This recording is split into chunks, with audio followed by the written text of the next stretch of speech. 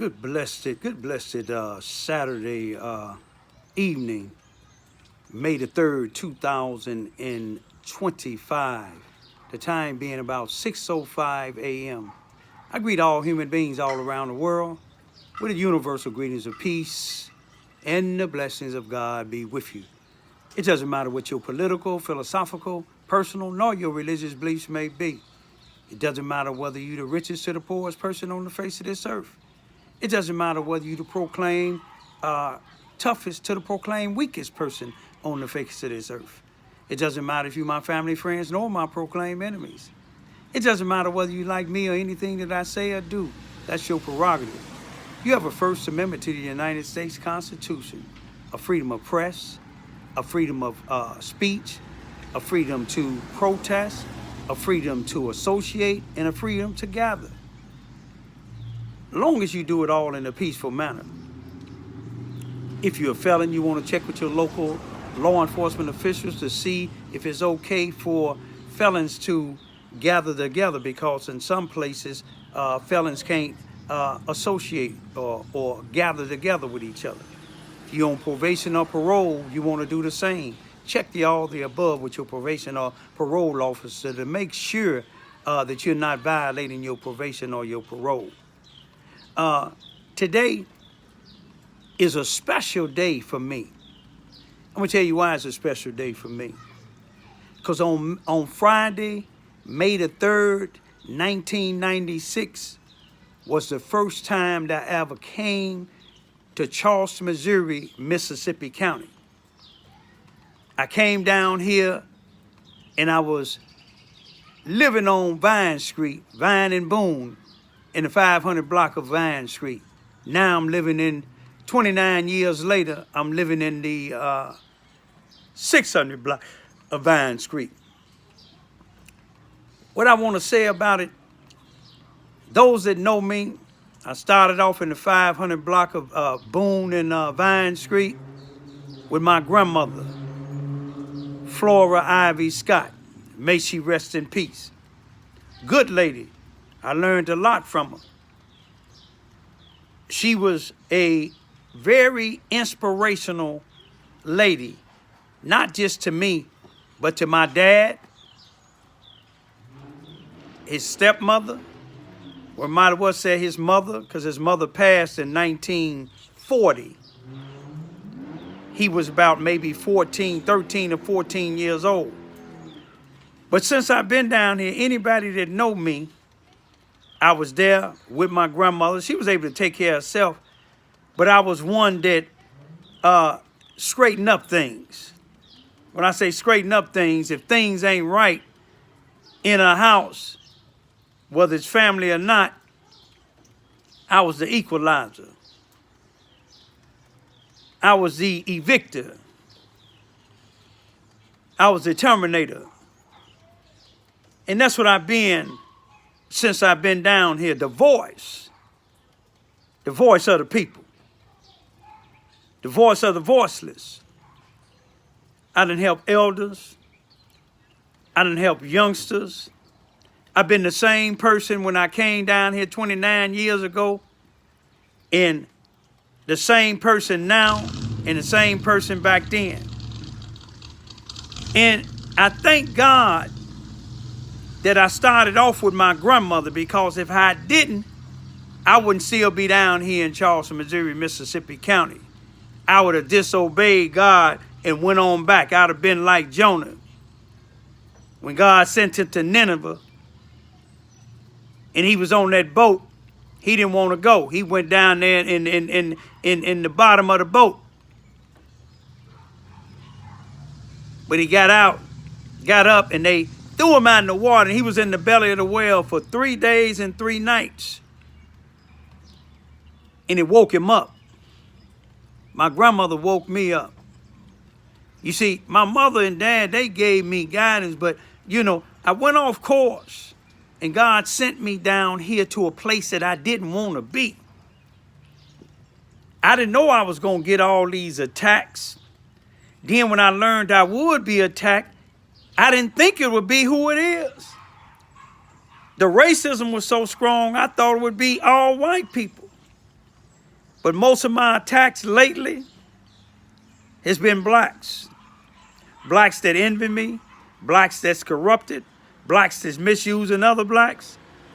But in the end, God allowed me to see. He gave me that spirit of discernment. And a lot of people, blacks that I talk to, they think that they putting wool over my eyes. But God gave me eyes just like he gave the x-ray machines and the MRIs and the CT scans.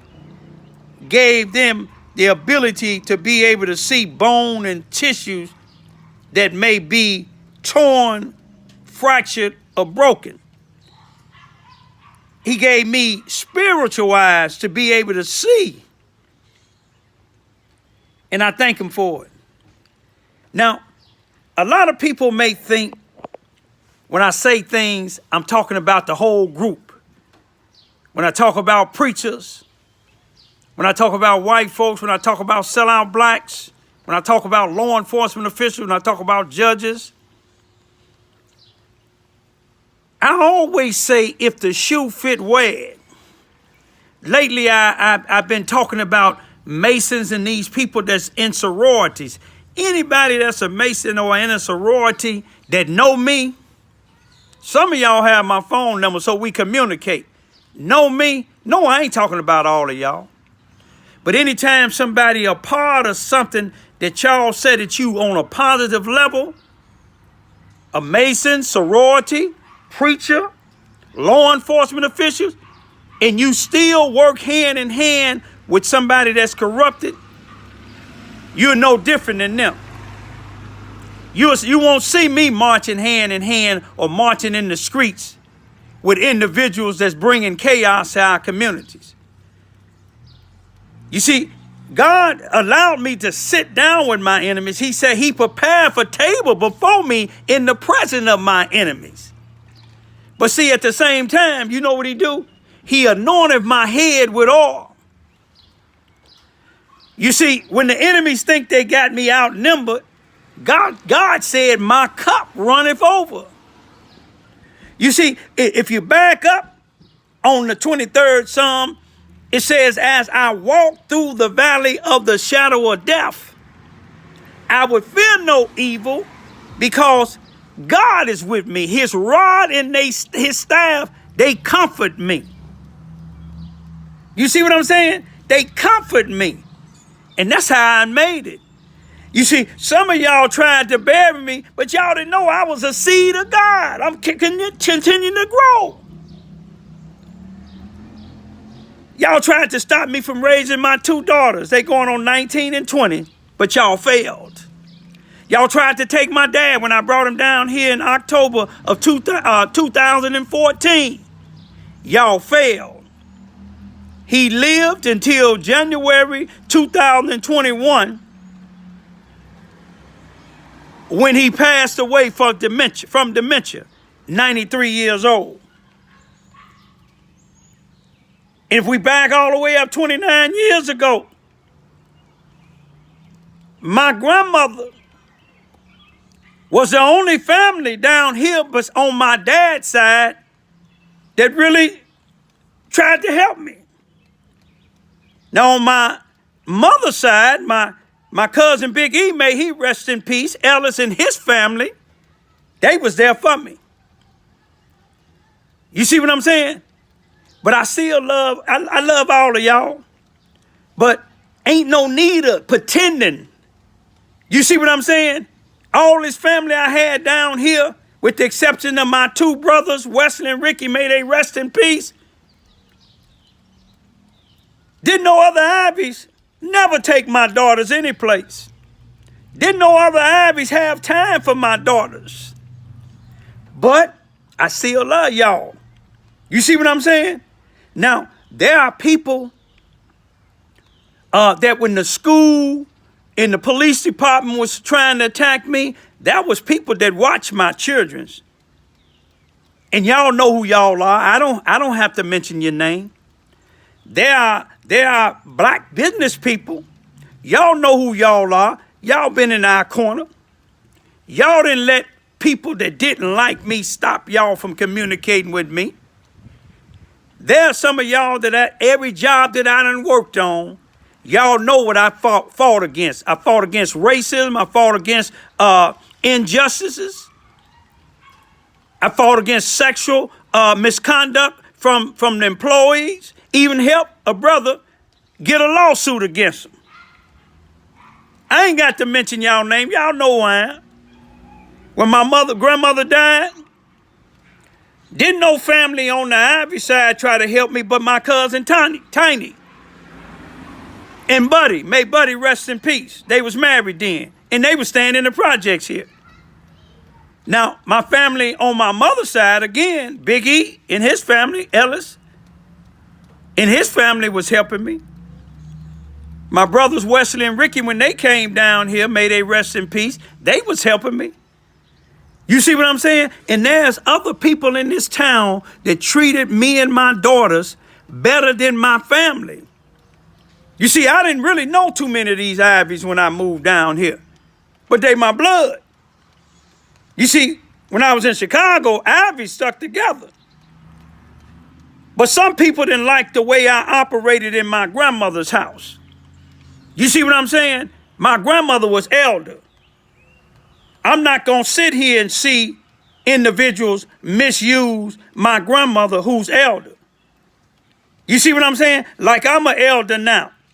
Y'all seen how some of these individuals came and attacked me on my property, in other places in the town, stealing on me. That go to show you they don't treat elders, especially black elders. Now, they ain't gonna do no white folks like that there. They ain't gonna do no white folks like that. I know they ain't. But I'm gonna leave y'all with this here. I'm the same man when they put me out of my grandmother's house. When I say they, I'm talking about family. I'm talking about religious people. Took everything. I didn't have nothing. But my second oldest sister had to pay them $1,000 at my grandmother's funeral at Lincoln School so I can get her 1983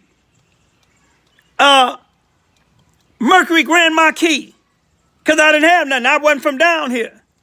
Ain't that something? They wanted that car. They got everything. I ain't got nothing. They gave me a bed and kicked me and my dog out in 10 days. Family now. But I'm still surviving. You see what I'm saying? You know why I made it? Because I'm a real man of God. Sometimes I may go off course, and then sometimes I might even sin. But God said, don't sin. It's okay to get angry, but don't sin in your anger.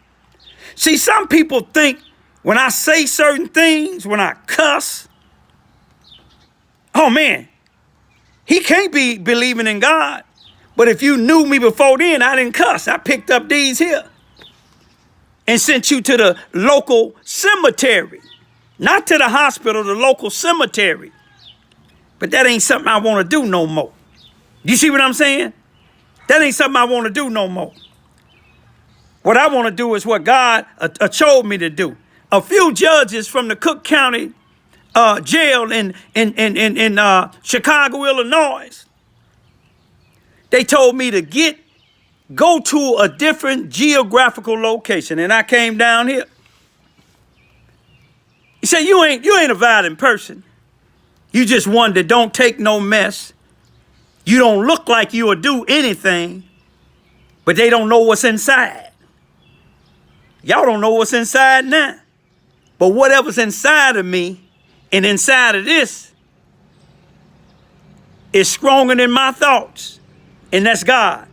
And all of y'all that been attacking me, you thank God that God is inside of me, that he's controlling me, because if he wasn't, I think the population 5,000 here, it'll be probably about 2,500. Peace be still. That's me and my beautiful grandmother.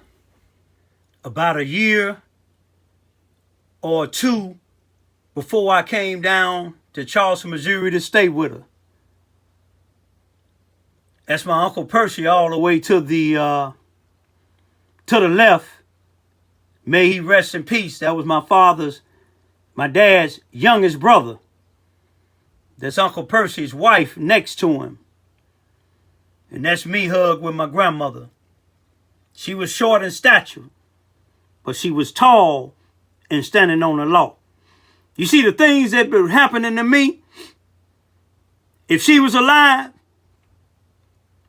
hey, grandma would have took care of business. All those people that she surrounded herself with, they done passed away. They would have stood with me. I wouldn't have been homeless. It's a brother that's in Sykes, Missouri. He been a brother to me since I've been down here. He stopped me from being homeless. He know who he is. He's a brother that ain't changed nan time since I've been down here. And he's not even a blood brother. He's better than a blood brother. When I say blood brother, I'm not speaking, with my two brothers, well, my three brothers, they was blood brother, but I'm just talking about the Ivies that I lived down here in Charleston, Missouri with. I ain't got nothing against none of y'all, but none of y'all didn't do nothing for me. Peace be still.